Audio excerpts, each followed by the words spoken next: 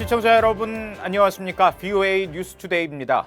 북한이 단거리 탄도미사일을 발사한 지 엿새 만에 또다시 여러 발의 발사체를 발사했다고 한국 군 당국이 밝혔습니다. 한국합동참모본부는 31일 북한이 오늘 새벽 함경남도 호도반도 일대에서 미상 발사체 수발을 발사했다면서 군은 추가 발사에 대비해 관련 동향을 추적 감시하면서 대비 태세를 유지하고 있다고 밝혔습니다. 북한은 앞서 지난 25일 호도반도 일대에서 신형 단거리 탄도미사일 2발을 발사했으며 당시 한국 정부는 모두 600km를 비행한 것으로 파악했습니다. 도널드 트럼프 대통령은 북한 김정은 위원장과의 좋은 관계를 또다시 강조했습니다. 마이크 폼페오 국무장관과 스티븐 비건 특별대표가 아세안 지역안보 포럼 참석을 위해 출국한 가운데 최근 미북 간 접촉이 있었다고 백악관이 확인했습니다. 김영교 기자가 취재했습니다. 도널드 트럼프 대통령이 외부 행사 참석 전 기자들을 만난 자리에서 현상 유지가 목표냐는 질문을 받았습니다. 트럼프 대통령은 김정은 북한 국무위원장과의 사이가 여전히 좋다는 말로 답했습니다. My relationship with Kim Jong-un is a very good one, as I'm sure you've seen. 그러면서 앞으로 어떤 일이 일어날지는 말할 수 없다면서 지켜보자는 말을 반복했습니다. 트럼프 대통령은 앞서 지난 25일 북한이 단거리 탄도미사일 2발을 발사한 뒤에도 작은 것이었다며 언짢지 않다고 말했습니다. 이런 가운데 백악관은 국가안보회의 NSC 관계자들이 최근 한국을 방문해 판문점에서 북한 측 당국자들과 실무 협상 재개와 관련해 논의했다고 확인했습니다. 트럼프 행정부 관계자는 관련된 보도 내용이 사실이라면서 다만 협상 재개 시점은 조만간이 아니라 머지않은 때로 이해하고 있다고 밝혔습니다. 앞서 로이터 통신은 지난달 30일 트럼프 대통령과 김정은 위원장과의 판문점 만남 당시 촬영한 사진을 전달하기 위해 백악관 국가안보회의 관계자가 비무장지대를 방문했다고 전했습니다. 한편 마이크 폼페오 국무장관은 아세안 외교장관 회의와 아세안 지역안보 포럼 ARF에 참석하기 위해 30일 태국 방콕으로 출발했습니다. 스티븐 비건 국무부 대북특별대표도 방콕으로 출발했으며 이번 아세안 포럼에 리용호 외무상 대신 참석할 것으로 알려진 김재봉 태국 주재 북한 대사 등 북한 측과의 접촉은 비건 특별대표가 맡을 것으로 예상됩니다. VOA 뉴스 김영교입니다. 미국인 10명 가운데 6명은 북한 정권을 위협으로 보고 있으며 핵무기 저지를 위해 무력 사용도 지지하는 것으로 나타났습니다. 미 폭스뉴스가 지난 21일부터 23일까지 민주공화당 기관들과 함께 미국인 1,004명을 대상으로 실시한 여론조사 결과 응답자의 60%가 북한을 미 국가안보에 대한 실질적인 위협이라고 답했습니다.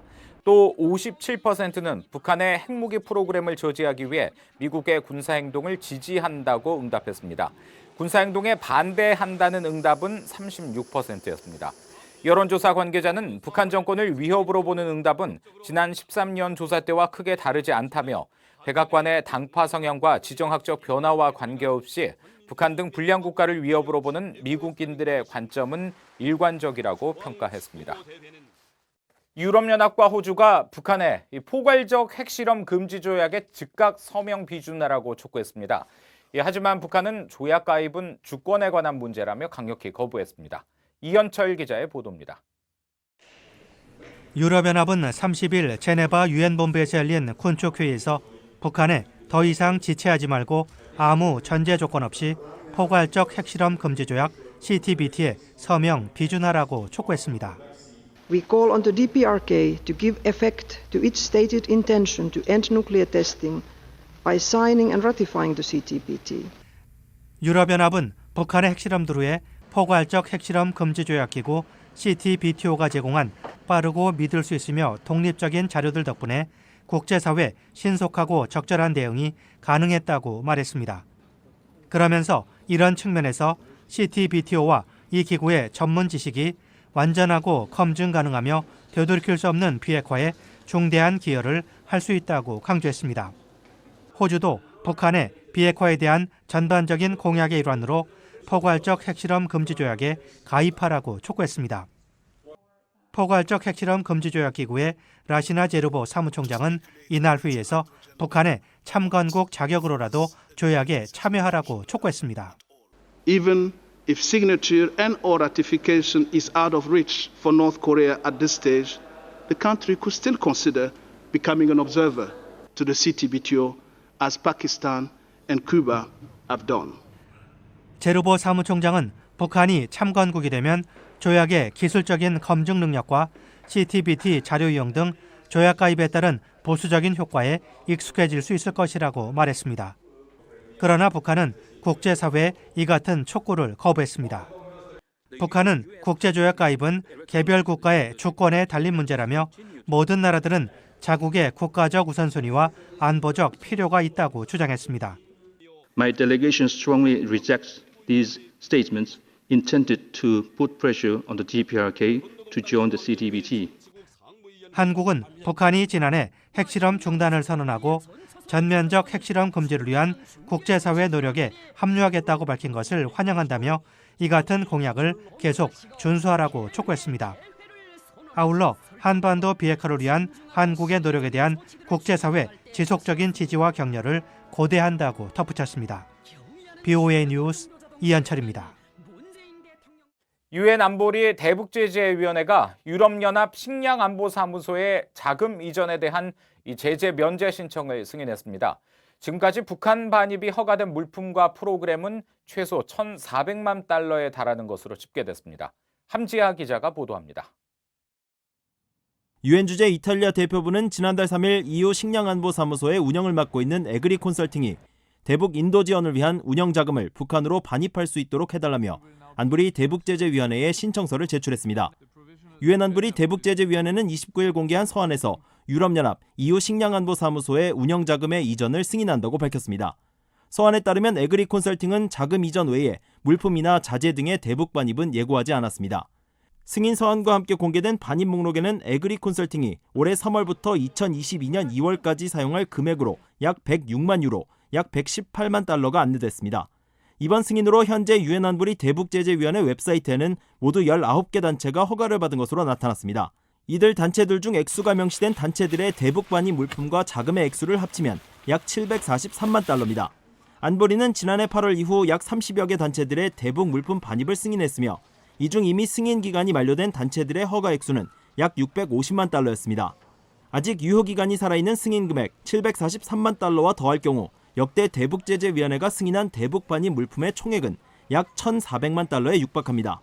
대북제재위원회는 지난해 8월 인도적 대북 지원에 대한 가이드라인을 공개하고 대북 지원 단체들이 충족시켜야 할 10가지 조건들을 명시한 바 있습니다. 이후 대북 인도주의 단체들은 인도적 지원의 성격이 북한 주민들의 이익을 위한다는 점과 수혜자 결정 기준 등 전보다 구체적이고 상세한 내용을 신청서에 담아 대북제재위원회에 제출하고 있습니다. BOA 뉴스 함지아입니다.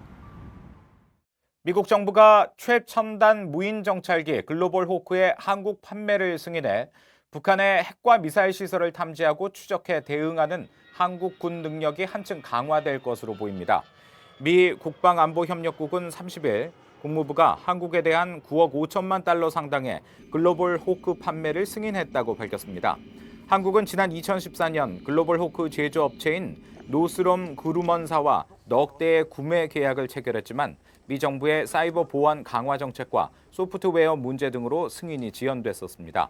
고고도 무인 정찰기인 글로벌 호크 블록 30은 반경 3,000km, 최대 42시간까지 비행하며 적외선으로 적의 미사일 발사 순간을 포착하고 직접 요격도 가능한 무기체계입니다. 군사 전문가들은 한국이 글로벌 호크를 도입하면 거의 북한 전역을 감시하며 이동식 미사일 발사대에 장착된 미사일 종류까지 식별이 가능하다고 밝혔습니다. 마크 에스퍼 신임 미 국방장관이 이번 주 취임 이후 첫 해외 방문으로 한국 등 아시아를 찾을 계획입니다. 미 국방부는 30일 에스퍼 장관이 8월 2일부터 하와이와 호주, 뉴질랜드, 일본, 몽골, 한국 등을 순방한다고 밝혔습니다. 그러면서 에스퍼 장관은 이번 순방을 통해 주요 지도자들을 만나 방위 관계를 재확인하고 고위 당국자들과 양자와 다자 회의를 가질 것이라고 설명했습니다. 에스퍼 장관은 한국 방문 기간 북한 문제와 미한일 3국 간 협력, 또 중동 호르무즈 해협 호위 연합체 구성과 관련한 문제 등을 논의할 것으로 관측됩니다. 이상으로 BOA 뉴스투데이 마칩니다. 함께해 주신 여러분 고맙습니다.